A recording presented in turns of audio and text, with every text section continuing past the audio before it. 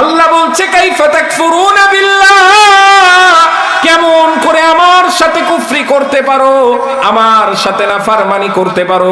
তুমি ছিলে মৃত, ওই মৃত থেকে আমি আল্লাহ তাবারক ওয়া তাআলা তোমাকে জীবন দান করলাম, জীবিত দিলাম। আবার জীবন দেওয়ার পরে নির্দিষ্ট সময় যখন চলে আসবে, আল্লাহ রব্বুল আলামিনের ডাকে হাজিরা আমাদেরকে দিতে হবে, পালার কোনো রাস্তা নাই। আছে? আল্লাহ বলছে আমি তোমাদেরকে জীবন দান করলাম। আমাদের হায়াত সম্পর্কে যদি আমরা একটু ব্যাখ্যা বিশ্লেষণ করতে চাই, হায়াতের স্তর হচ্ছে 5টি। কয়টি?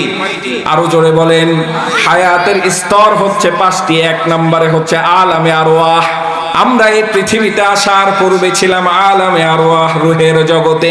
আল্লাহ রব্বুল আলামিন সর্বপ্রথম বান্দাদের রূহ তৈরি করলেন। বান্দাদের রূহ তৈরি করার পরে সমস্ত রূহগুলোকে আল্লাহ রব্বুল আলামিন একত্রিত করলেন। এই যে আজকে যেমন মাহফিল হচ্ছে, একটা মাহফিল করলেন, সমাবেশ তৈরি করলেন। আল্লাহ রব্বুল আলামিন সেই দিন সকলকে এক জায়গায় করে জিজ্ঞাসা করেছিলেন, আলাস্তু বিরাব্বিকুম, আমি কি তোমাদের রব নই? সেই দিন বান্দারা সকলে একসাথে বলেছিল, ক্বালু বালা শাহিদনা, আল্লাহর কাছে আমরা সাক্ষ্য দিয়েছিলাম। ক্বালু বালা, হ্যাঁ আপনি আমাদের রব, শাহিদিনা, আমরা এই কথার সাক্ষ্য দিচ্ছি। সেই দিন রূহের জগতে আল্লাহ তাবারক ওয়া তাআলার সাথে কমিটমেন্ট করেছিলাম। ওই কমিটমেন্ট দুনিয়ায় আসার পরে আমরা ভুলে গেছি।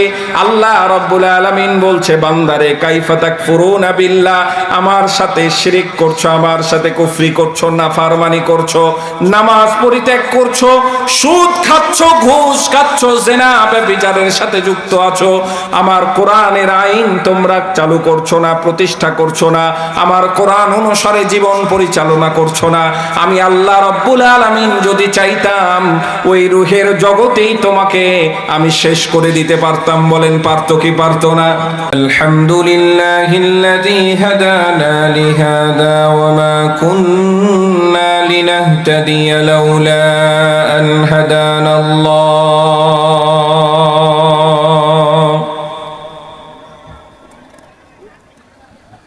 ونشهد أن لا إله إلا الله وحده لا شريك له، لا ضد له ولا ند له ولا مثل له. ونشهد أن سيدنا ونبينا وحبيبنا وحبيب قلوبنا وطبيب قلوبنا ومولانا محمدا عبده ورسوله، الذي أرسله الله تعالى بالحق بشيرا ونذيرا وداعيا إلى الله بإذنه وسراجا منيرا.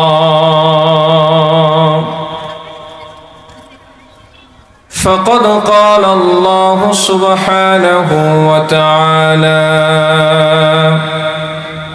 في كلامه المجيد وفرقانه الحميد.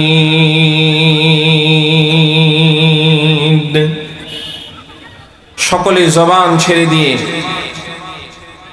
আল্লাহ তাবারক ওয়া তাআলার কাছে শয়তানের ওয়াসওয়াসা থেকে পানাহ চেয়ে নি।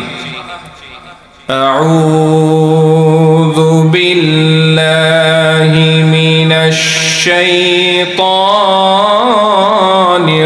রাজীম।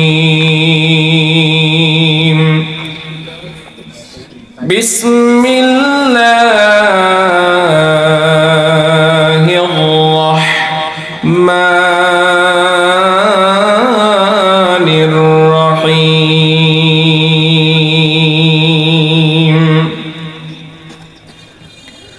كيف تكفرون بالله وكنتم أمواتا فأحياكم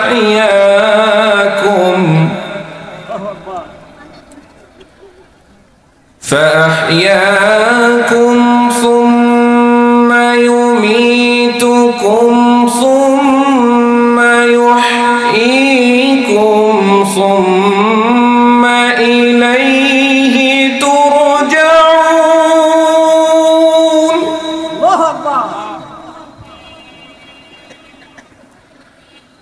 هو الذي خلق لكم ما في الأرض جميعا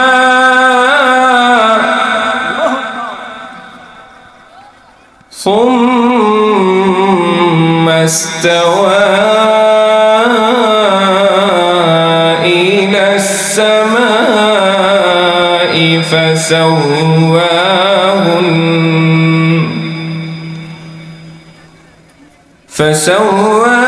فسواهن سبع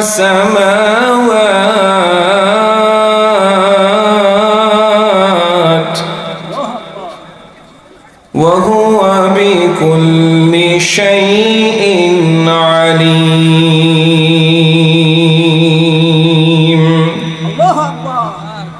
إن الله وملائكته يصلون على النبي يا أيها الذين آمنوا صلوا عليه وسلموا تسليما. اللهم صل على محمد وعلى آل محمد. সবাই বলেন, পারেন না দুরূদ শরীফ? সবাই বলেন اللهم صل على محمد وعلى آل محمد كما صليت على إبراهيم وعلى آل إبراهيم إنك حميد مجيد. اللهم بارك على محمد وعلى آل محمد كما باركت على إبراهيم وعلى آل إبراهيم إنك حميد مجيد. তোমাকে ডাকি যদি একবার আল্লাহ, আমাকে কাছে টানো বারবার।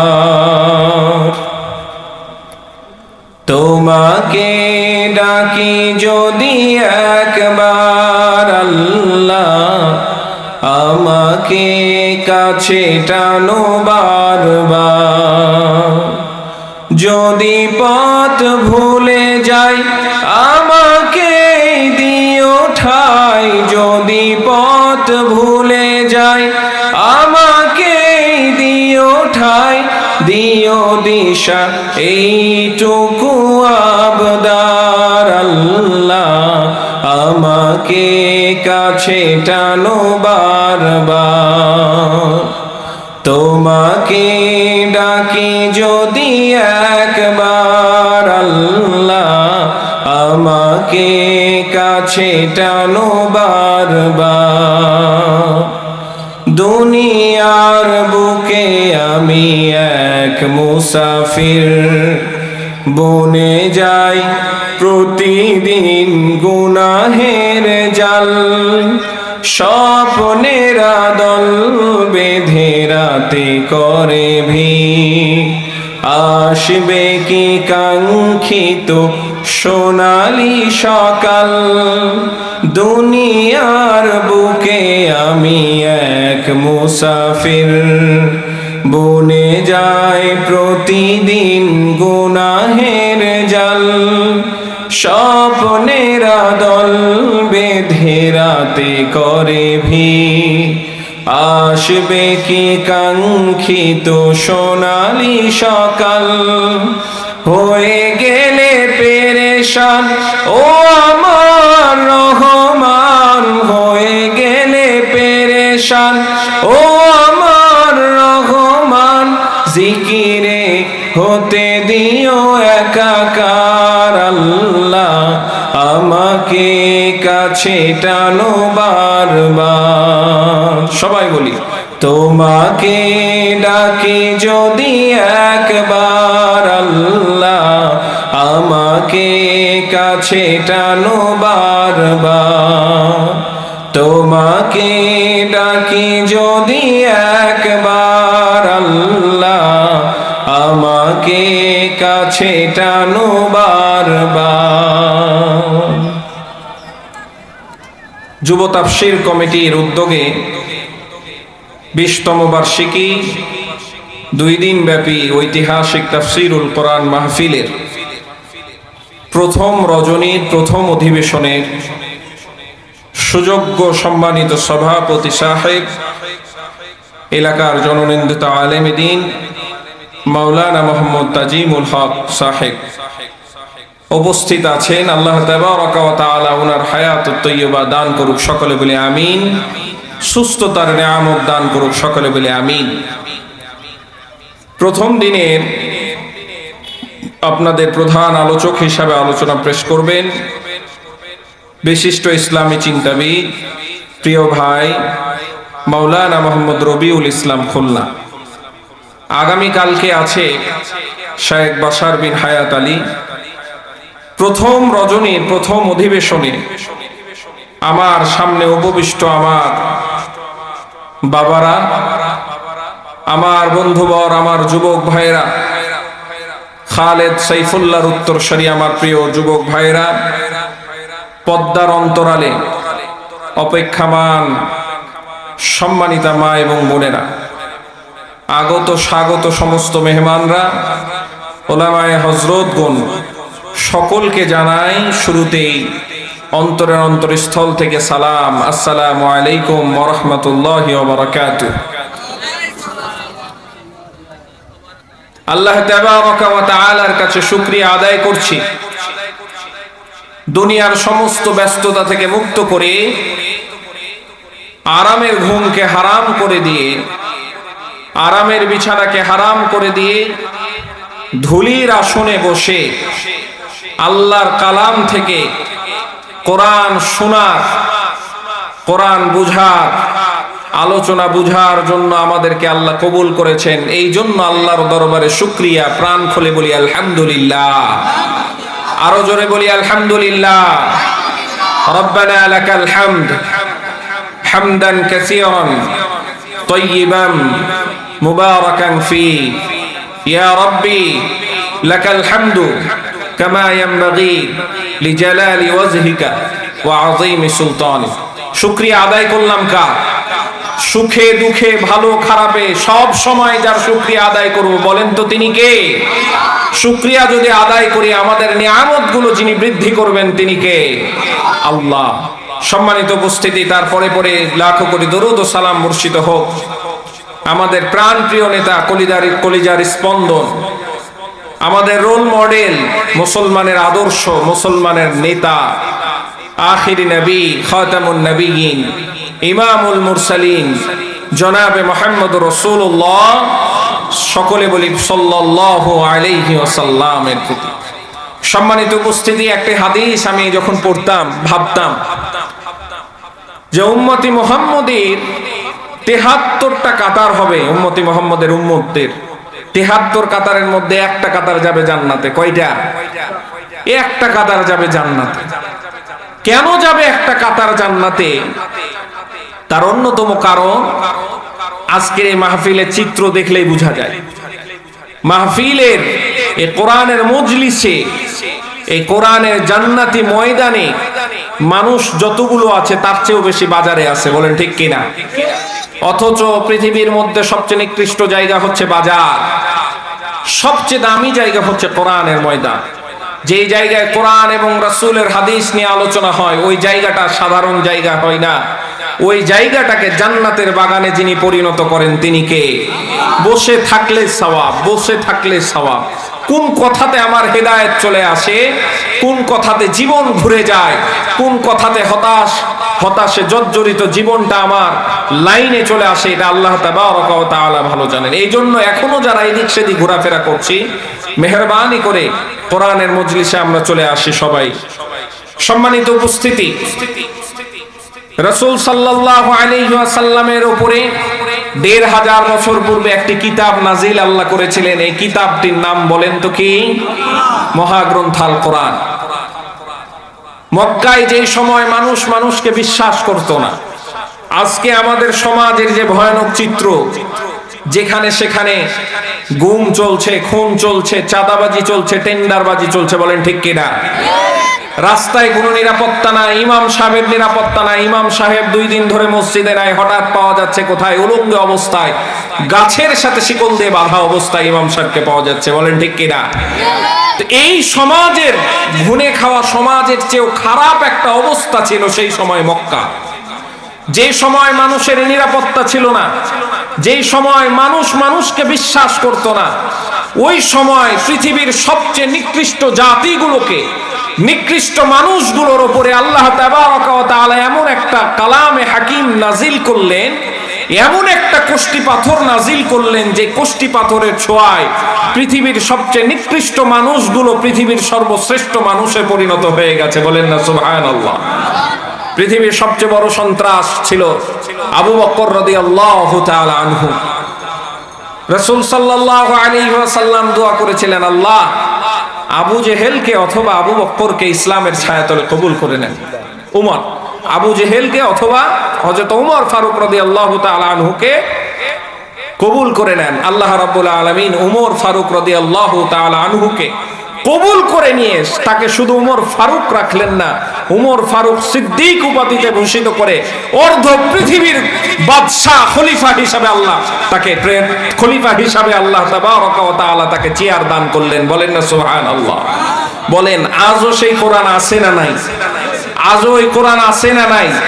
এই কোরআনের আইন যদি প্রতিষ্ঠা হয়, সমাজে শান্তি আসবে না? আসবে না? যদি আপনারা দেখতে চান যে আব্রাহাম লিঙ্কনের যে গণতান্ত্রিক সিস্টেম, এই গণতান্ত্রিক সিস্টেমে সারা পৃথিবীতে একটা দেশও শান্তিতে আছে, একটা দেশও শান্তিতে আছে। আমেরিকা বিশ্ব মরল, আমেরিকাকে বলা হয় পৃথিবীর সবচেয়ে বেশি চোর হচ্ছে আমেরিকায়, পৃথিবীর সবচেয়ে বেশি চুরি হয় আমেরিকায়। গণতন্ত্র দিয়ে তারা কি করতে পারলো না? ঠান্ডা করতে পারলো না দেশ। যে আফগানিস্তানে বছরের পর বছর চুরি, ডাকাতি, মাদকের কারবারি, পৃথিবীর সবচেয়ে বেশি আফিম তৈরি হতো আফগানিস্তানে, সবচেয়ে বেশি আফিম। এত আইন দিয়েছে, এত বিচার বিভাগ, এত আইন বিভাগ দাঁড় করার পরেও এই আফিম বন্ধ করতে পারে না। অনেকটা আমাদের দেশের মাদকের কারবারের মতো দেখা যায়। যারা মাদক দমনের সাথে জড়িত, যারা স্লোগান দিচ্ছে, যারা মিটিং মিছিল করছে যে মাদককে নির্মূল করতে হয়, মাদকের সবচেয়ে বড় ডিলার তারাই, ঠিক কিনা? সেই সময় সবচেয়ে বড় ডিলার ছিল আফিমের আফগানিস্তান। কোরআনের হুকুমত কায়েম হওয়ার পর থেকে এত আইন চালু করেছে আমেরিকা, কিন্তু আফিম বন্ধ করতে পারে নাই। আজকে কোরআনের হুকুম কায়েম করার পরে আফগানিস্তানকে যিনি ঠান্ডা করে দিয়েছেন, যিনি শীতল করে দিয়েছেন, তিনি কে? আফিমের জায়গায় বেদানা দিয়ে ভরপুর করেছেন যিনি, তিনি কে? সুতরাং এই কোরআনের কাজ আছে না নাই? এই কোরআন দিয়ে দেশ পরিচালনা করলে ঠান্ডা হবে না? হবে না? রাসূল সাল্লাল্লাহু আলাইহি ওয়াসাল্লামের সময় যেমন কোরআনের বাধা দিত আবু জেহেল, উতবা, সাইবারা, আজও বর্তমানে বাংলাদেশের জমিনে আবু জেহেলের উত্তরসূরিরা আছে না নাই? কোরআনের দর্শে বাধা দেয়, কোরআনের কাজে বাধা দেয়। ঢাকা বিশ্ববিদ্যালয়ে কোরআনের কার্যক্রমগুলোকে বন্ধ করতে চায়। আজও এই আবু জেহেলের গোষ্ঠীরা বাংলার জমিনে আছে না নাই? এই আবু জেহেলের গোষ্ঠীদেরকে নির্মূল করতে হবে। কোরআনের কথা সব জায়গায় প্রচার করতে হবে। বাড়িতে বাড়িতে কোরআনের দর্শ চলবে। কোরআন থামিয়ে যেমন আবু জেহেলরা পারে নাই, আবু জেহেলরা কোরআনের বিরোধিতা করার কারণে আবুল হাকাম থেকে আবুল জাহাল মূর্খের পিতা আল্লাহ যেমন বানিয়েছে, যারাই কোরআনের সাথে দিবে পাল্লা আল্লাহ তাদের কাটবে কাল্লা। চিৎকার করে বলেন না সুবহানাল্লাহ। তাহলে আজকে আলোচনা শুনবো কোথা থেকে বলেন তো? কোরআন থেকে। কোথা থেকে? চরিত্র যার যেমন তার কাছে লাগবে তেমন, ঠিক কিনা? এই কোরআন দেখেন, কোরআনের কথা বলতে যেও বাধা আছে না নাই? বাধা আছে না নাই? কোরআনের কথা বলতে যেও ইমাম সাহেব গুম হয়ে যাচ্ছে, ইমাম সাহেবের উপরে হামলা হচ্ছে। ইমাম সাহেব ব্যক্তিগত কোনো কথা বলে না, বলছে কোরআনের কথা। ইনশাআল্লাহ এখন আরো হচ্ছে, এখন আরো হচ্ছে। তা আমরা সরাসরি কোরআন থেকে শুনবো আমাদের জীবন পরিবর্তন করার জন্য। আল্লাহ তাবারক ওয়া তাআলা দুনিয়ার জমিনে আমাদেরকে প্রেরণ করলেন ছোট্ট সময়ের জন্য। আমরা হচ্ছে মুসাফির। এই দুনিয়ার জমিনে আসার পরে আমরা আমাদের কাজগুলো ভুলে গেছি। কি জন্য আল্লাহ তাবারক ওয়া তাআলা প্রেরণ করেছে সে কাজ কিন্তু আজকে মুসলিম উম্মাহ ভুলে বসেছে। ঘর সংসার ঐশ্বর্য আরাম আয়েশে আমরা ডুবে গেছি। আমাদের যে দায়িত্ব ছিল এই দায়িত্ব থেকে আমরা অব্যাহত নিয়ে আমরা শয়তানের পথ অনুসরণ করতে শুরু করেছি। এই জন্য আল্লাহ তাবারক ওয়া তাআলা কোরআনুল কারীমের সূরাতুল বাকারায় ইরশাদ করছেন, কাইফা তাকফুরুনা বিল্লাহি ওয়া কুনতুম আমওয়াতান ফাহইয়াকুম সুম্মা ইউমীতুকুম সুম্মা ইউহয়ীকুম সুম্মা ইলাইহি তুরজাউন। আল্লাহ রাব্বুল আলামিন বলছে, কাইফা তাকফুরুনা বিল্লাহ, বান্দা কেমন করে আমার সাথে শিরক করো, কুফরি করো, নাফরমানি করো, কেমন করে আমাকে ভুলে থাকো, কেমন করে আমার পথ ছেড়ে দিয়ে শয়তানের পথ অবলম্বন করো। কাইফা তাকফুরুনা বিল্লাহি ওয়া কুনতুম আমওয়াতান ফাহইয়াকুম, আমি আল্লাহ তাবারক ওয়া তাআলা তোমাকে জীবন দান করেছি। এই হায়াতের মালিক যিনি তিনি কে? হায়াতের মালিক যিনি তিনি কে?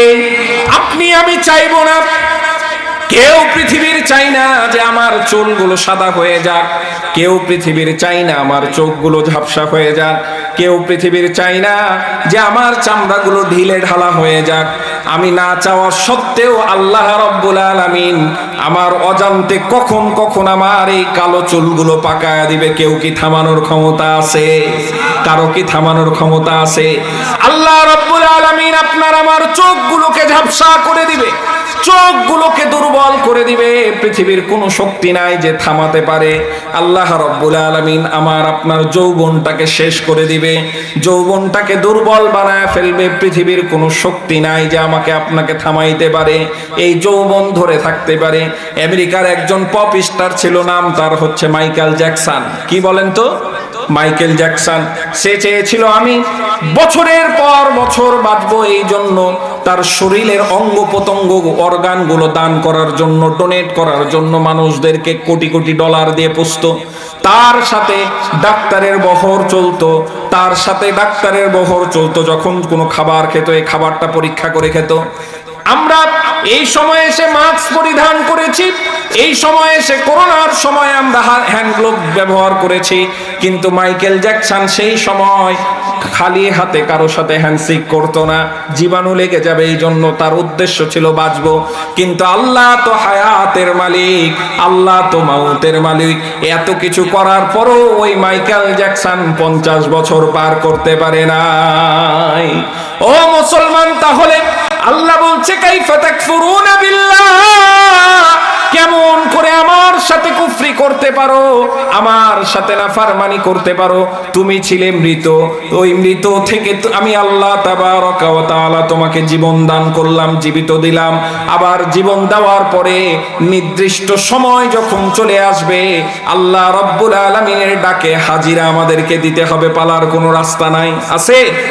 আল্লাহ বলছে, আমি তোমাদেরকে জীবন দান করলাম।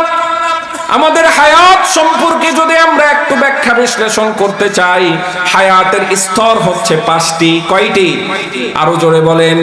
হায়াতের স্তর হচ্ছে 5টি। 1 নম্বরে হচ্ছে আলামে আরওয়াহ।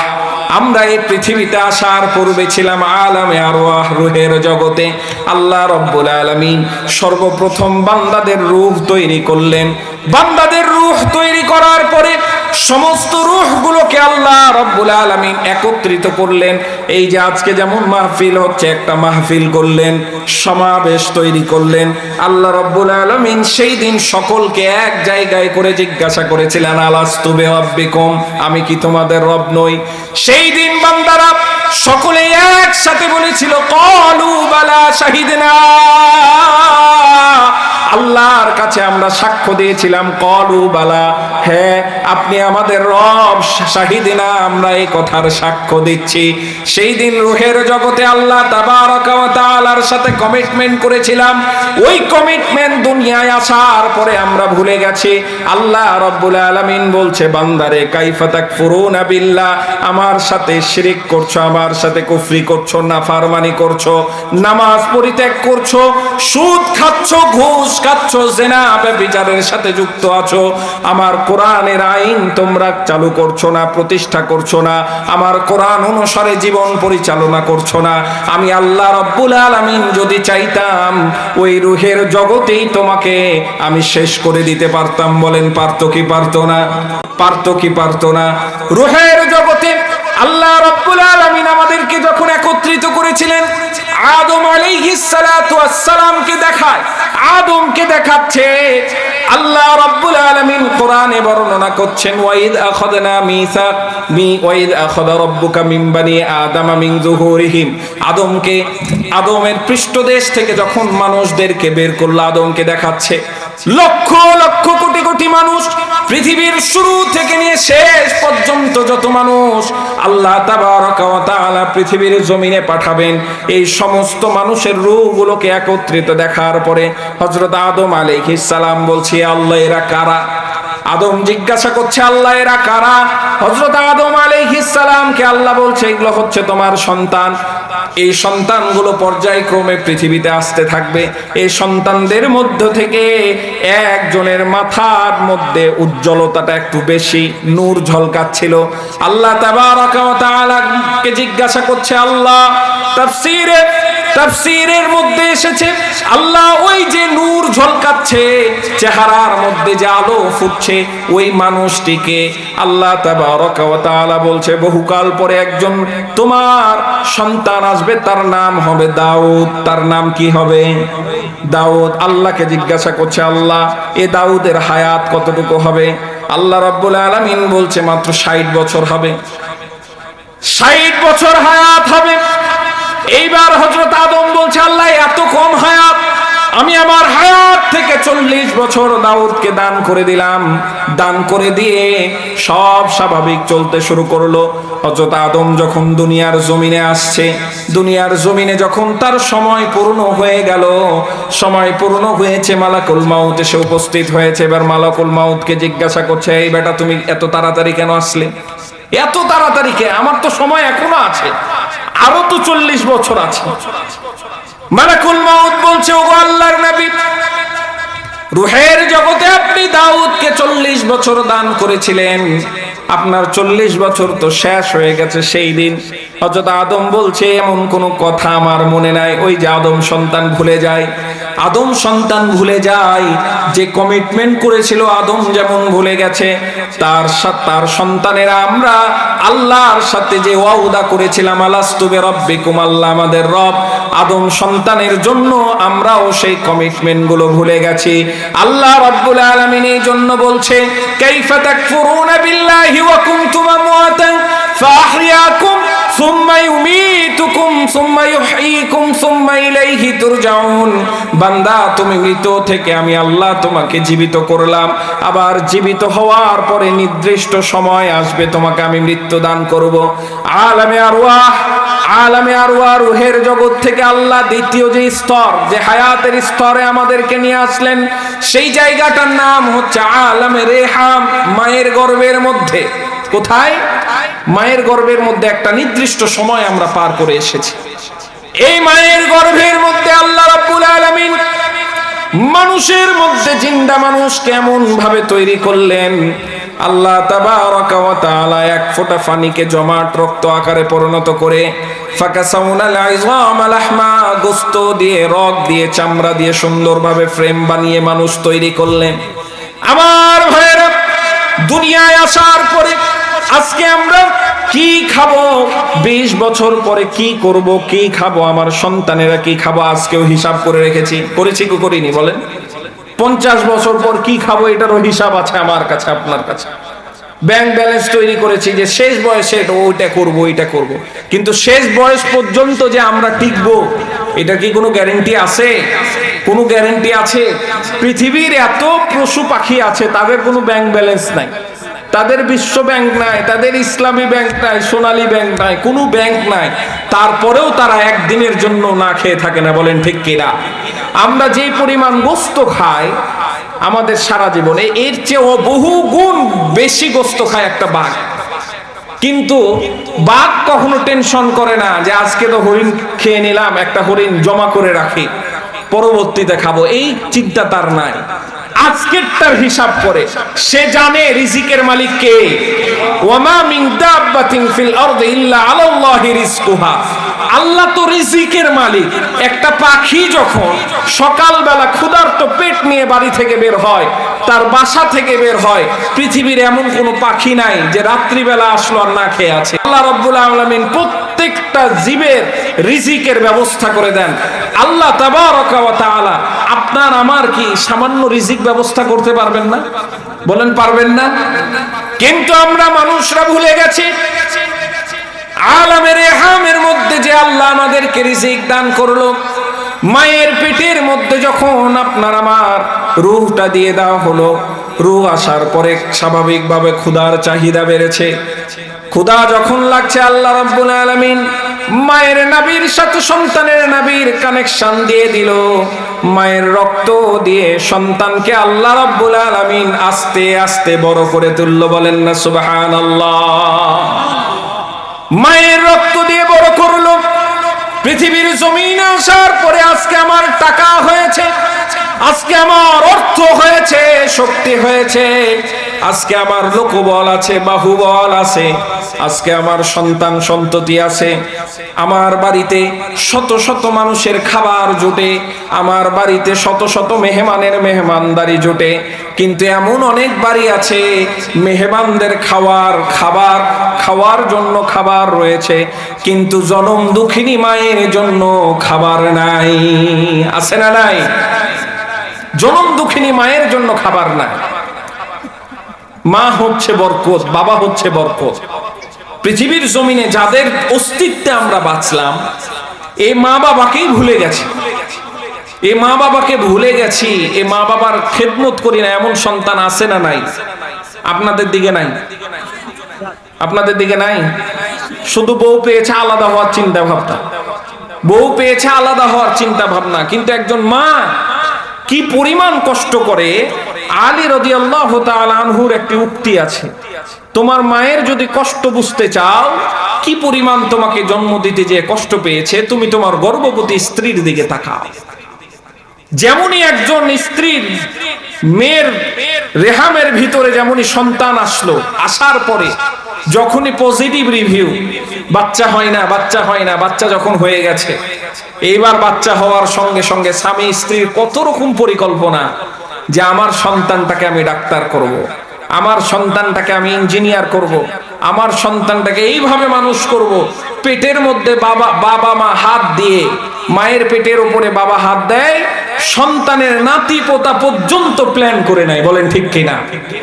মা যেমন সন্তান আসলো, আসার পরে খাওয়া চেঞ্জ হয়ে গেছে, আর আগের মতো খেতে পারে না, পছন্দের জিনিসগুলো আর খেতে পারে না, ঠান্ডা জিনিস খেতে পারে না, বরফ খাবে খেতে পারবে না, কেন? বাচ্চা ঠান্ডা লেগে যাবে। অ্যালার্জির জিনিস খেতে পারবে না, মাছ চিংড়ি মাছ খুব পছন্দ, খেতে পারবে না, কেন? বাচ্চার অ্যালার্জি হবে, সমস্যা হবে। মার বডি শুকায় যাচ্ছে আস্তে আস্তে। মায়ের রক্ত চুষে চুষে আমরা বড় হলাম, মায়ের রক্তের মধ্য দিয়ে বড় হলাম। মার বডি শুকায়া যায় আস্তে আস্তে। যখন বাচ্চা 8 মাসে চলে আসলো, 9 মাসে চলে আসলো, মায়ের পেরেশানি বেড়ে গেল। ওই সময় মা ঘুমাইতেও পারে না, খাইতেও পারে না, যে কোনো সময় লাথি দিচ্ছি, ঠিক মতো ঘুমাইতে পারে না, মার চোখ মুখ বসে যায়, মা খেতে পারে না, মা ঘুমাইতে পারে না, শান্তি পায় না, একবার উঠে একবার বসে। সারাদিন বাড়ির কাজ কাম করার পরে যখন একটু খেতে বসবে এ সময় বাচ্চা নড়াচড়া শুরু করে দেয়, ব্যথার যন্ত্রণায় মা আর খেতে পারে না, ক্ষুধার্ত পেট নিয়ে রাত কাটিয়ে দিয়েছে। এমনও হাজারো রাত গেছে, এমনও রাত গেছে, অসংখ্য রাত মায়ের জীবনে। বলেন ঠিক কিনা? এই রাতের ঋণ কিভাবে পরিশোধ করবেন আপনারা বলেন তো? এই রাতের ঋণগুলো কিভাবে পরিশোধ করবেন? সারা পৃথিবীর সম্পদ দিয়েও কি ওই এক একটা রাতের ঋণ পরিশোধ করা সম্ভব? এইবার যখন ডেলিভারির সময় আসবে, মৃত্যু, জীবন মৃত্যুর খেলা, কি হবে আল্লাহ তাবারaka ওয়া তাআলা জানেন। অসংখ্য এমন মা আছে ডেলিভারির সময় শাহাদাত বরণ করে, আছে না নাই?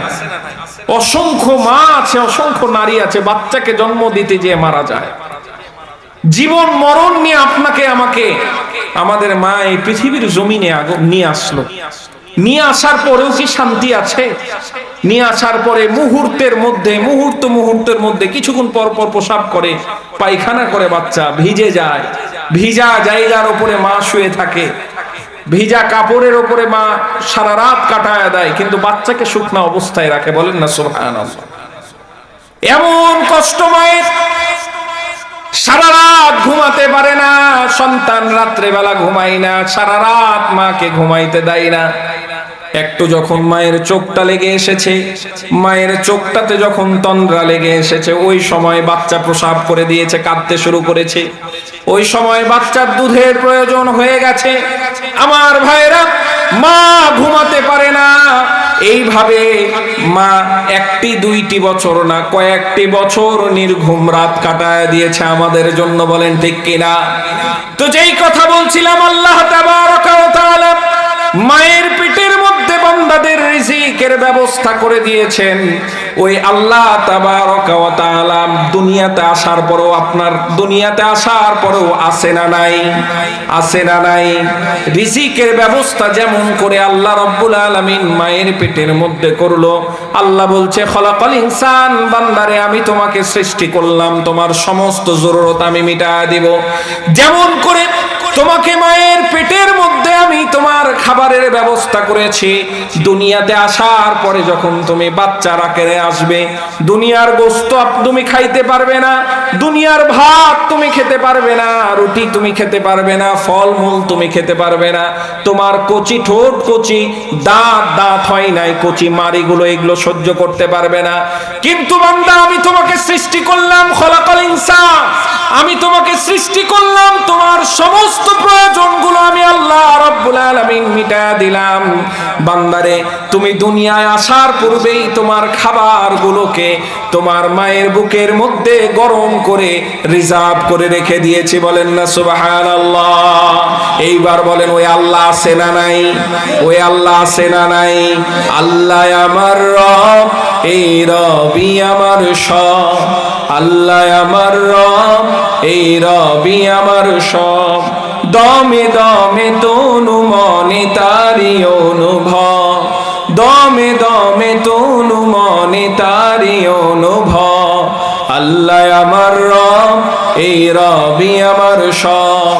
তো আল্লাহ তাবারaka ওয়া তাআলা যে মায়ের পেটের মধ্যে আমাদেরকে রিজিকের ব্যবস্থা করেছেন, মায়ের পেটের মধ্যে থেকে বের হওয়ার পরেও রিজিকের ব্যবস্থা করেছেন।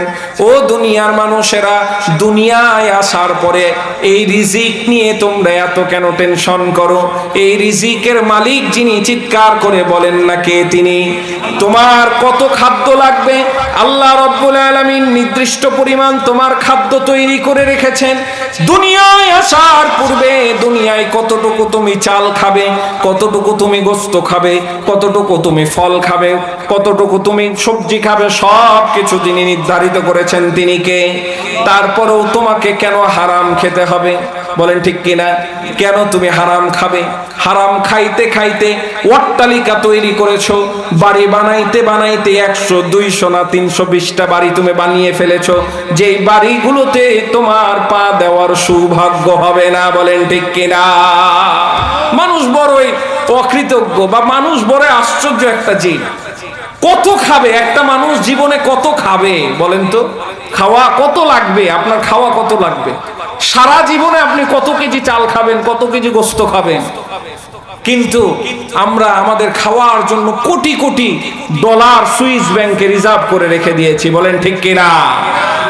এই জন্য দুনিয়ায় আসার পরে রিজিকের কোনো টেনশন নাই। রিজিকের যিনি টেনশন করবেন, চিৎকার করে বলেন তিনি কে?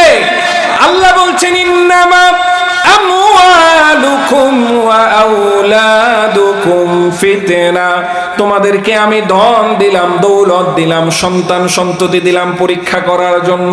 তোমাকে টাকা দিয়েছি, টাকাটা দিয়েছি পরীক্ষা করার জন্য কোন পথে তুমি ব্যয় করছো। এই টাকা তোমাকে দিয়েছি, টাকাকে তুমি একেবারেই বুক দিয়ে শক্তভাবে চেপে ধরে রেখেছো নাকি আল্লাহর রাস্তায় দান করছো, এইটা দেখার জন্য আমি তোমাকে টাকা দিয়েছি।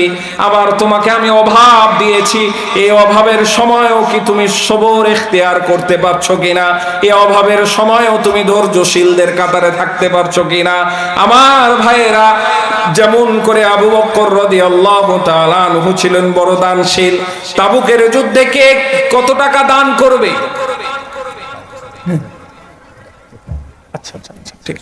ঠিক আছে, যেমন করে আবু বকর রাদিয়াল্লাহু তাআলা আনহু দান করতে করতে রাসূলের কাছে এসেছে, আবু বকর তুমি কি দিয়েছো? আবু বকর বলছে আমার ঘরে যা ছিল সব দিয়েছি, ঘরে এখন আল্লাহ এবং আল্লাহর রাসূল ছাড়া কেউ নাই, বলেন না সুবহানাল্লাহ। তাহলে রিজিকের টেনশন আছে, রিজিকের টেনশন আছে। এই যে আলামে রেহাম থেকে আমরা যখন আলামে দিন দুনিয়াতে আসলাম, মানে 3 নম্বর আয়াত। প্রথম নাম্বার হচ্ছে আলামে আরওয়া, রুহের জগৎ পার করে আমরা আসলাম মায়ের পেটের মধ্যে, আলামে রেহাম। তারপরে আসলাম আলামে দুনিয়া। এই আলামে দুনিয়াটাই হচ্ছে মূল। এই দুনিয়ার পরীক্ষাগুলো যদি আমরা অতিক্রম করতে পারি, তাহলে সামনে যে 2টা হায়াত আছে আমাদের, আলামে বারজাখ, ইয়াউমুল কিয়ামা, ভালো যাবে। এই দুনিয়ায় যদি আমরা ভালো মতো না চলতে পারি, তাহলে এই 2টা আমাদের বরবাদ হয়ে যাবে। আমাদের সামনে এমন একটা পরীক্ষা আছে, আমাদের পরীক্ষার কোশ্চিন আল্লাহ ওপেন করে দিয়েছে, ঠিক কিনা? কবরে কি কি সওয়াল করবে আল্লাহ বলেছে না বলে নাই? কোন পথে চললে জান্নাত পাবে, কোন পথে জাহান্নাম, কোনটা ভালো পথ, কোনটা খারাপ পথ, আল্লাহ বলেছে না বলে নাই? এই এত কোশ্চিন ওপেন করার পরেও আমরা অনেকেই আছি জাহান্নামে চলে যাব। এত কোশ্চিন ওপেন করার পরে, জানার পরেও আমরা অনেকেই জাহান্নামে যাব, বলেন ঠিক কিনা? এই দুনিয়ায় আসার পরে আল্লাহ রাব্বুল আলামিন দুনিয়াতে পরীক্ষা করার জন্য আমাদেরকে প্রেরণ করলেন। এমন পরীক্ষা, আমরা তো সাহাবাদের মতো পরীক্ষা কিন্তু দিই নাই।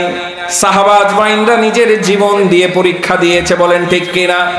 এমন একজন আল্লাহর রাসূলের জালিলুল কদর সাহাবী ছিল আব্দুল্লাহ, যার পূর্ব নাম ছিল আব্দুল উজ্জা। আব্দুল উজ্জা রাসূল সাল্লাল্লাহু আলাইহি ওয়াসাল্লামের ব্যবহারে আকৃষ্ট হয়ে, পাগল হয়ে যে আল্লাহর রাসূলের হাতে হাত রেখে কালেমা পড়ে মুসলমান হয়েছে। আল্লাহর রাসূল সাল্লাল্লাহু আলাইহি ওয়াসাল্লামের দ্বীন গ্রহণ করে নিবে এমন সিদ্ধান্ত নিয়ে ফেলেছে।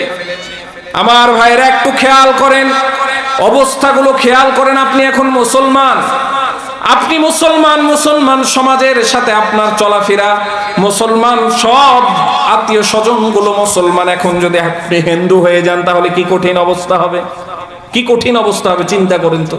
তো আব্দুল্লাহ রাদিয়াল্লাহু তাআলা আনহু তার চাচাকে বলছে, চাচা মুহাম্মদের দ্বীন তোমার কাছে কেমন লাগে, মুহাম্মদ মানুষটা কেমন? তার চাচা বলছে, মুহাম্মদ হচ্ছে আমার দেখা সবচেয়ে সেরা একজন মানুষ, বলেন না সুবহানাল্লাহ। কারণ তারাই মুহাম্মদকে উপাধি দিয়েছিলেন আল আমিন, বিশ্বাসী।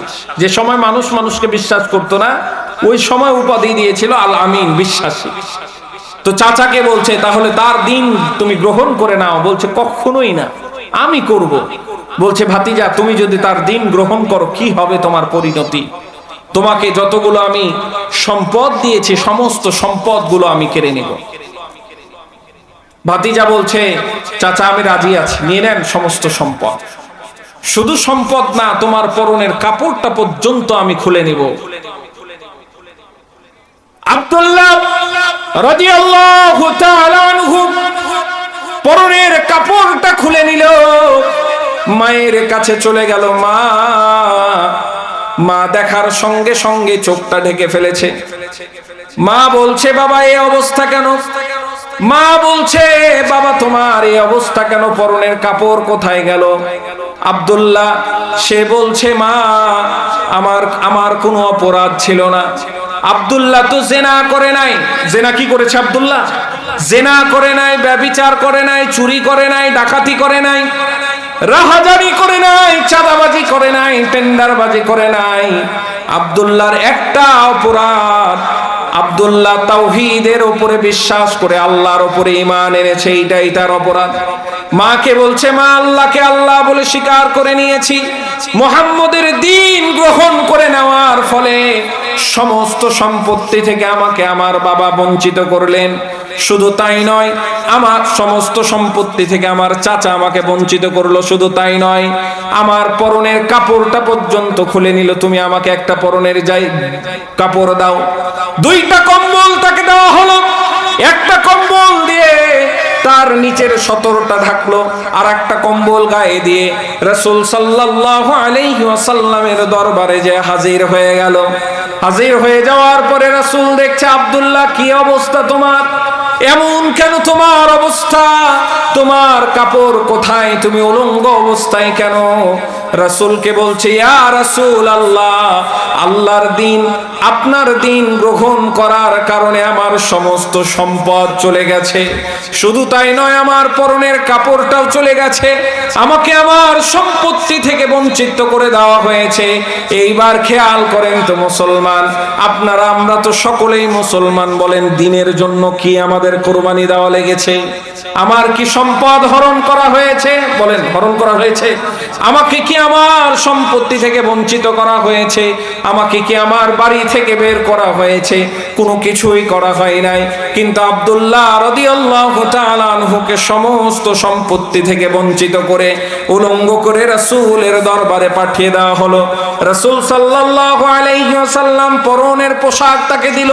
আব্দুল্লাহ রাদিয়াল্লাহু তাআলা আনহুকে আহলে সুফফার মধ্যে, আহলে সুফফাদের সাথে রেখে দিল।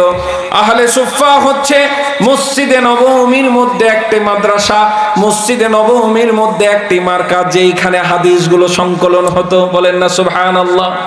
মদিনার মধ্যে ঢুকতে, জিবরিল আমিন গেট দিয়ে ঢুকতে হাতের বাম দিকে ঘেরা, আজও ঘেরা জায়গা আছে আহলে সুফফা।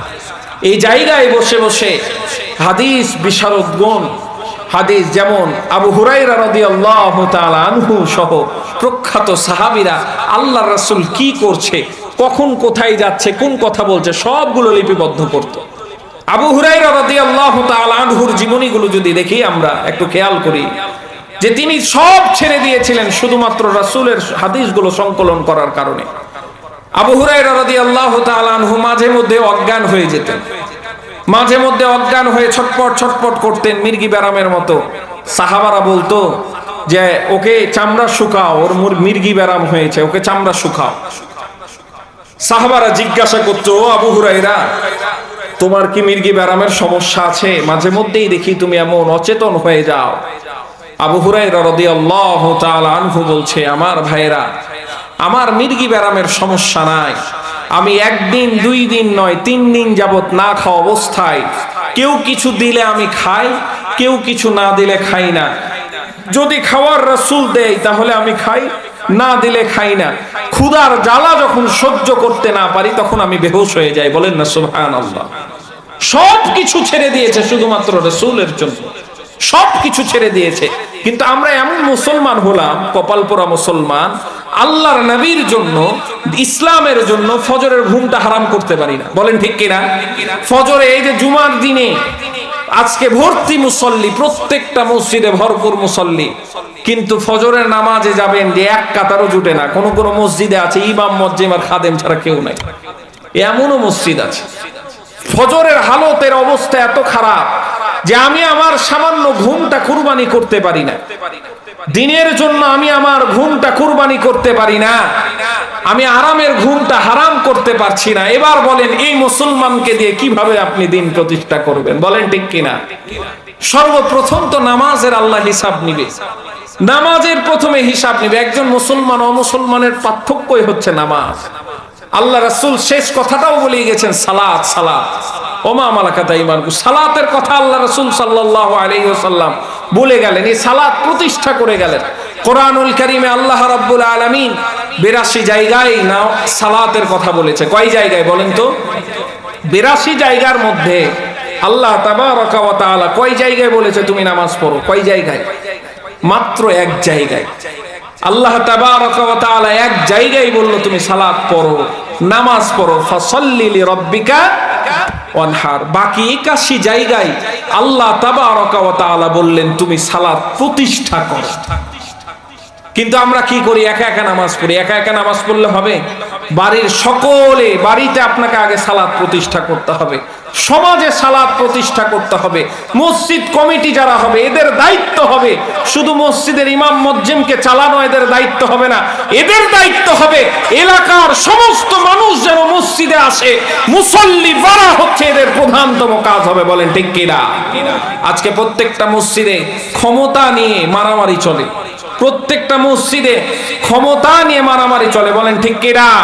আমরা একটু সামনে জায়গাগুলো, প্রধান বক্তা আসার আগে একটু সামনে জায়গাগুলো পূরণ করি। একটু আগে বসেন।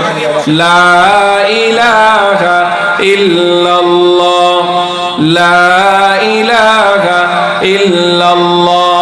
আমার মা বোনরা সব সময় ফাস্ট হয়, এত একেবারে তাদের প্যান্ডেল পূর্ণ হয়ে গেছে। মা বোনদের দৃষ্টি আকর্ষণ করছে, মেহেরবানি করে আপনারা একটু সামনে আগিয়ে বসেন। মেহেরবানি করে মা বোনরা সামনে আগিয়ে বসেন, আর একজনকে বসার জায়গা করে দেন। আর একটু আগিয়ে এসেন। লা ইলাহা, আগিয়ে বসেন, আগিয়ে বসেন ভাই, একটু আগিয়ে বসেন। প্রধান মেহমান আসার আগে আমরা সুন্দর একটা পরিবেশ তাকে উপহার দিব ইনশাআল্লাহ। একটু আগিয়ে বসেন। লা ইলাহা সুবহানাল্লাহ আলহামদুলিল্লাহ। আল্লাহ তাবারাকা ওয়া তাআলা আলামে দুনিয়ায় পরীক্ষার জন্য আমাদেরকে প্রেরণ করলেন। এই সামান্য ঘুম যেই পরীক্ষা, এই পরীক্ষাটা আমরা কুরবানি দিতে পারছি না। আরামের ঘুমকে আমরা কিন্তু হারাম করতে পারছি না। মুয়াজ্জিন যখন বলছে আসসালাতু খায়রুম মিনান নাওম, বারবার প্রতিদিন আমার কানে আসছে, তারপরেও আমার কান বন্ধ করে দিয়েছি। কান থাকার পরেও আমি শুনতে পাচ্ছি না, শুনেও না শোনার ভান করছি, স্টলে বসে আড্ডা দিচ্ছি। আল্লাহ তাবারাকা ওয়া তাআলা এই নামাজটাকে ফরজ করে দিলেন, কিন্তু সামান্য এই নামাজটাই আমরা পড়তে পারছি না। দুনিয়াতে আসার পরে আল্লাহ রাব্বুল আলামিন যে পরীক্ষা নেবেন, এই পরীক্ষার প্রথম পরীক্ষা হচ্ছে তুমি নামাজ প্রতিষ্ঠা করেছো কিনা। এই প্রথম পরীক্ষায় কিন্তু আমরা সকলেই ফেল, সকলেই ফেল। বলেন ঠিক কিনা? সকলেই ফেল হয়ে গেছে। আল্লাহ যদি দয়া করে তাহলে আমাদেরকে মাফ করবে, আল্লাহ যদি দয়া না করে তাহলে মাফ করবে না। আজকে এমন একটা পরীক্ষার সময় এসেছে, সারা বাংলাদেশের আনাচে কানাচে আজকে দেখেন অমুসলিমরা উৎ পেতে বসে আছে। আজকে ইসকনের উৎপাত দেখা যাচ্ছে বিভিন্ন জায়গায়। ইসকনের বিরুদ্ধে কথা বলার কারণে ইমাম সাহেব মসজিদ থেকে উধাও হয়ে যায়। বলেন ঠিক কিনা? ইসকনের ছেলেরা, ইসকনের যুবকরা মাদ্রাসার 13 বছর বয়সী বাচ্চাকে লাগাতার 3 দিন যাবত ধর্ষণ করছে, কিন্তু এখন পর্যন্ত তাদের বিরুদ্ধে মামলা হয় না। বলেন ঠিক কিনা? তারা আমাদের উপরে এমন ভাবে ভর করে আছে। আপনাদেরকে একটা সংখ্যা শোনায় যে এই বাংলাদেশে 7 পয়েন্ট আনুমানিক সামথিং কিছু পার্সেন্ট হচ্ছে হিন্দু। হিন্দু আর ইসকন কিন্তু একটা। হিন্দুরাও আছে যারা ইসকনকে পছন্দ করে না। ইসকনের জন্ম হয়েছিল নিউ ইয়র্কে। তো এই 7 পয়েন্ট সামথিং কিছু পার্সেন্ট হিন্দু। এই হিন্দুরা দেখবেন আমাদের বিভিন্ন প্রশাসনিক জায়গাতে, আর্মিতে বলেন, র্যাবে বলেন, পুলিশে বলেন, প্রায় 35% তারা চাকরি করছে। বড় বড় জায়গায় তারা বসে আছে। যখনই একজন আপনি সংখ্যালঘুকে যখন আপনি আঘাত করবেন, কোন হিন্দু ভাইয়ের গায়ে আঘাত করলেন, মামলা হতে দেরি না, মিডিয়া আসতে দেরি না। কিন্তু একজনকে ধর্ষণ করা হয়েছে লাগাতার 3 দিন যাবত, অমানবিক ভাবে বাচ্চাকে ধর্ষণ করা হচ্ছে। 2 মাস চলে যাচ্ছে, কোন খবর পাওয়া যায় না। 2 মাস চলে যাচ্ছে, মামলা হচ্ছে না। তাহলে কোন জায়গায় আমরা কত ভয়ানক অবস্থায় আছে একটু খেয়াল করেন। সম্মানিত উপস্থিতি, আজকে ইসকন কিন্তু ভিতরে ভিতরে যেইভাবে তারা মাঠে নেমে গেছে, তারা ভুলে গেছে শাহজালাল রহমতুল্লাহ আলাইহির ঘটনা। যখন গৌর গোবিন্দ, রাজা গৌর গোবিন্দ সিলেটের ভূমিতে মুসলমানদের উপরে নির্যাতন শুরু করলো, জুলুম শুরু করলো, নির্যাতন শুরু করলো, ওই সময় শাহজালাল সহ তার মুরিদগণ, শাহজালালের সৈন্যবাহিনী 360 জন সৈন্যবাহিনী ওই গৌর গোবিন্দর বিরুদ্ধে জিহাদ করে ইসলাম প্রতিষ্ঠা করেছে ওই সিলেটে। আজকে ইসকনদেরকে আমরা হুঁশিয়ারি করতে চাই, আজও শাহজালালের উত্তরসূরিরা এই জমিনের বুকে বেঁচে আছে। যদি ইসকন শুধরায়, যদি ইসকনকে বাংলার জমিন থেকে নিষিদ্ধ না করা হয়, ইসকন যদি গৌর গোবিন্দর ভূমিকায় তারা প্রকাশে আসে, আমরাও শাহজালাল রহমতুল্লাহ আলাইহির নেই হাতে তরোয়াল নিয়ে জিহাদের ময়দানে প্রস্তুত আছি। বলেন ঠিক কিনা? জিহাদের ময়দানে কারা কারা প্রস্তুত আছি? দুই হাত তুলে আল্লাহকে দেখায়। লিল্লাহি তাকবীর, লিল্লাহি তাকবীর, লিল্লাহি তাকবীর। এই ইসকন পৃথিবীর উন্নত রাষ্ট্রগুলোতে নিষিদ্ধ করা আছে। পাশের রাষ্ট্র চীনে ইসকনের সমস্ত কার্যক্রম নিষিদ্ধ, মালয়েশিয়াতে নিষিদ্ধ, ইন্দোনেশিয়াতে নিষিদ্ধ, সিঙ্গাপুরে নিষিদ্ধ, আরবের বিভিন্ন দেশে নিষিদ্ধ করা আছে, ইউরোপের বিভিন্ন দেশে নিষিদ্ধ করা আছে। আমাদের প্রাণের দাবি, একটাই দাবি, ইসকনকে বাংলার জমিনে আমরা থাকতে দিব না। বলেন ঠিক কিনা? ইসকন থাকবে আর না হয় মুসলমান থাকবে। এই মুসলমানের জমিনে আমরা তাদের এই বেয়াদবি আর সহ্য করব না। আজকে আমাদের মা বোনদের উদ্দেশ্যে কিছু কথা না বললেই নয়। মা বোনদের তো আজকে রুচির দুর্ভিক্ষ নেমে এসেছে। মা বোনদের দেখছি হিন্দুদের প্রেমে পড়ে গেছে, হিন্দুর সাথে পালায়া যাচ্ছে, হিন্দুর বাড়িতে অনশন করছে বিয়ের জন্য। বলেন ঠিক কিনা? তারা ভাবে না তাদের ইমানটা কত নিম্ন স্তরে নেমে গেছে, তাদের ইমান একেবারে হারিয়ে গেছে। সে চিন্তা করে না, আমি যদি হিন্দুর সাথে বিয়ে করি তাহলে আমার সন্তান আসবে, এটা মুসলিম হবে না হিন্দু হবে? বলেন তো, তার কি ইমান থাকবে? আমার সম্পর্কের কি হবে? সে যখন অবৈধ সম্পর্ক স্থাপন করছে, একবারও চিন্তা করে না আমাদের ভবিষ্যৎটা কি। আবেগের বশতে এত বড় ভুল তারা করছে। আমার মা বোনেরা পিছনে দাঁড়িয়ে আছে, একটু চেপে চেপে বসি। আলহামদুলিল্লাহ প্যান্ডেল একেবারে ভরপুর হয়ে গেছে। তো মা বোনদের উদ্দেশ্যে আমি যেটা বলতে চাই, মেসেজ যেটা দিতে চাই, আল্লাহ তাবারাকা ওয়া তাআলা অবৈধ সম্পর্কে হারাম করেছে। এই হারামের উপরে আপনারা ডাবল হারাম করছেন। অনেক মা বোন আছে যারা অমুসলিমদের সাথে সম্পর্ক, অবৈধ সম্পর্ক স্থাপন করেছে। এইটা থেকে বিরত থাকতে হবে। এই জন্য যে সমস্ত বাবারা আছি আমরা, আমাদের ঘরে কন্যা সন্তান আল্লাহ যে সমস্ত ঘরে দিয়েছেন, কন্যা সন্তান এবং আমাদের যুবকদেরকে বেশি বেশি এখন নজরদারিতে রাখতে হবে। স্মার্টফোন দিয়ে দিয়েছি, স্মার্টফোনে কার সাথে যোগাযোগ করে, কার সাথে কথা বলে, এটা তদারকির মধ্যে রাখতে হবে। স্কুল কলেজে কোন সময় যায়, কোন সময় আসে, তদারকির মধ্যে রাখতে হবে। যে ফাঁদ পেতেছে আজকে, এই ফাঁদ থেকে আমাদের যুবকদেরকে, যুবতীদেরকে আল্লাহ হেফাজত করুক। সকলে বলে আমিন। আরো জোরে বলি না আমিন। ইসকনকে আমরা নিষিদ্ধ চাই, ইসকনের কার্যক্রম আমরা এই বাংলার জমিনে দেখতে চাই না। বলেন ঠিক কিনা? সম্মানিত উপস্থিতি, আসেন মূল আলোচনায় যেইখানে ছিলাম। তো আল্লাহ তাবারাকা ওয়া তাআলা এই দুনিয়ার জমিনে আমাদেরকে আলামে আরওয়াহ থেকে আলামে রেহামে প্রেরণ করলেন, আলামে রেহাম থেকে আলামে দুনিয়াতে প্রেরণ করলেন পরীক্ষা নেওয়ার জন্য। এই দুনিয়াটাই সব। এই দুনিয়াতে যদি আমি সঠিকভাবে আল্লাহর হুকুম পালন করতে পারি, পরবর্তী সময়গুলো আল্লাহ তাবারাকা ওয়া তাআলা আমাকে ভালো রাখবেন, নতুবা আমার জন্য বিপদ রয়েছে। আল্লাহ তাবারাকা ওয়া তাআলা দুনিয়াতে কেন প্রেরণ করলো? যদি কোরআনের দিকে তাকাই, একবার জিজ্ঞাসা করেন কোরআনকে, কোরআন কেন আমাকে আল্লাহ এই দুনিয়ার জমিনে প্রেরণ করলো? আল্লাহ চমৎকার ভাবে কোরআনে বর্ণনা করছেন, মা খালাকতুল জিন্না ওয়াল ইনসা ইল্লা লিয়াবুদুন। আল্লাহু আকবার। আমার ভাইরা, রব্বুল আলামিন ঘোষণা দিয়ে দিল, বান্দারে তোমাদেরকে আমি সৃষ্টি করলাম, জিন এবং ইনসানদেরকে আমি সৃষ্টি করলাম আমার ইবাদত বন্দেগী করার জন্য। এখন ইবাদত বলতে আমরা অনেকেই মনে করে শুধুমাত্র রোজা, শুধুমাত্র নামাজ, শুধুমাত্র হজ, শুধুমাত্র দান সদকা করা, এইটার নাম ইবাদত না। মুসলমানদের পুরো জীবনটাই হবে ইবাদত। আল্লাহ রাব্বুল আলামিন বলছে, ইন্নাল্লাহা আশতারা মিনাল মুমিনিনা আনফুসাহুম ওয়া আমওয়ালাহুম বিআন্না লাহুমুল জান্নাহ। আল্লাহ তাবারাকা ওয়া তাআলা মুমিনদের জান মালগুলো খরিদ করে নিলেন জান্নাতের বিনিময়ে। কিসের বিনিময়ে? আবার বলেন, কিসের বিনিময়ে? রব্বুল আলামিন দুনিয়ার জমিনে পরীক্ষা দিল ইবাদত করার জন্য। ইবাদতটা হবে ফজরের নামাজ দিয়ে দিন শুরু হয়ে যাবে। দিন শুরু হওয়ার পরে আমি আমার কর্মস্থলে চলে যাব। আমি যদি চাকুরি করি, আমি সৎভাবে চাকুরি করব, ঘুষ খাওয়া যাবে। আমি যদি ব্যবসা করি, ব্যবসায় ভেজাল দেওয়া যাবে না, ওজনও কম দেওয়া যাবে না। ওই ব্যবসা, যে ব্যবসাটা আল্লাহ তাবারাকা ওয়া তাআলাকে খুশি করার জন্য করব, দেখবেন ওই ব্যবসাটা নিজের পরিবারের জন্য, নিজের পরিবারের প্রয়োজনের জন্য হলেও ইবাদতের খাতায় যিনি সওয়াব লিখবেন, বলেন তিনি কে?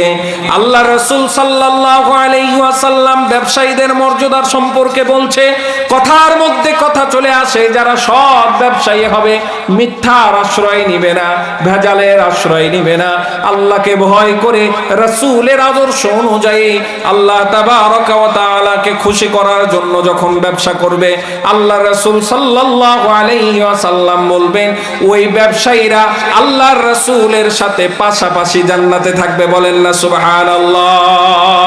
লিল্লাহি তাকবীর, লিল্লাহি তাকবীর। প্রধান মেহমানের আগমন, প্রধান মেহমানের আগমন। লিল্লাহি তাকবীর।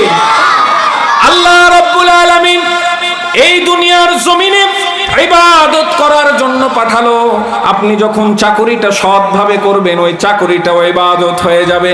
আপনি যখন পড়ালেখা করবেন, আমার যুবক ভাইয়েরা, আল্লাহকে সন্তুষ্টি অর্জন করার জন্য যখন ইলম অর্জন করবেন, ওই ইলম অর্জন করাটাও আপনার জন্য ইবাদত বন্দেগী হয়ে যাবে।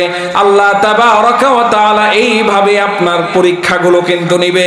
কিন্তু আফসোসের বিষয়, পরিতাপের বিষয়, এমন পরীক্ষার্থী আমরা, দুনিয়াতে যাই করি আমি সবকিছু ইবাদত হবে, সবকিছু। এই যে বসে আছেন, এটাও ইবাদত হবে। বুখারী রাহমাতুল্লাহ আলাইহি অসংখ্য হাদিস বর্ণনা করেছেন। প্রথম যে হাদিসটি দিলেন, ইন্নামাল আমালু বিন্নিয়াত। কেন? এই হাদিসের উপরে আমাদের পুরো জীবনটা দাঁড়িয়ে আছে। এইখানে মাহফিল যারা শুনতে এসেছে আল্লাহকে রাজি খুশি করার জন্য, তাদের জন্য এই মাহফিলটা আখিরাতের নাজাতের জরিয়া হয়ে যেতে পারে ইনশাআল্লাহ। কিন্তু আবার কেউ যদি নিয়ত করে আসে, না যায় বাদাম খাবো, যায় হুজুরকে দেখে আসি, শুধু হুজুরকেই দেখা হবে, সওয়াব হবে না। আবার কেউ যদি নিয়ত করে আল্লাহকে রাজি খুশি করার জন্য আমি আমার দায়িত্ব যথাযথ পালন করব, এই দায়িত্বটা আপনার জন্য হলেও, দুনিয়াবি চাহিদা মিটার জন্য হলেও ইবাদত আল্লাহ দিয়ে দিবে। এই জন্য দুনিয়া যদি আমাদের ভালো হয়ে যায়, তাহলে আলামে বরজাখের যে হায়াতটা, এটা যিনি সহজ করবেন তিনি কে? যিনি সহজ করবেন তিনি কে?